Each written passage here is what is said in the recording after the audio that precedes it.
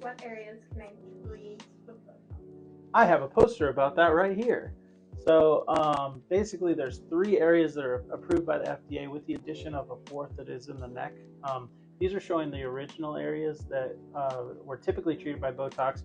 You can think of it as the upper third of the face, because if the upper third of the face is where you have this thin skin draped over broad muscles, which lead to the early wrinkles that people form, such as the 11 lines, vertical lines, glabellar lines, frown lines, whatever you want to call them, that occur between the eyebrows, the crow's feet or side lines from the side or corner of the eye, and transverse lines of the forehead, coming from raising your forehead. Raising your eyebrow is only done with this muscle. This should be treated cautiously, but can be done up to 20 units.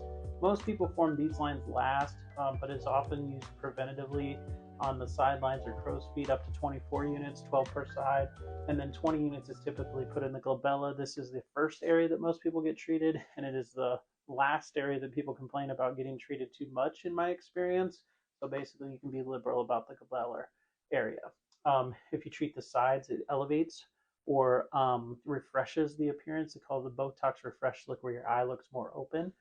Treating both of these areas will elevate the eyebrow, whereas treating this area up here will actually lead to the eyebrow going down.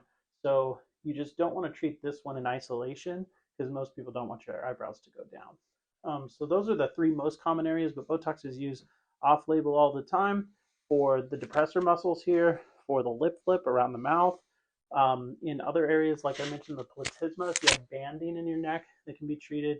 It's also used in the armpits for sweating too much. It's called hyperhidrosis, or to the masseter muscles for both TMJ joint disorder and for just slimming of the lower face. So yeah, Botox is used pretty liberally. These are the 3 original FDA approved areas in the upper third of the face.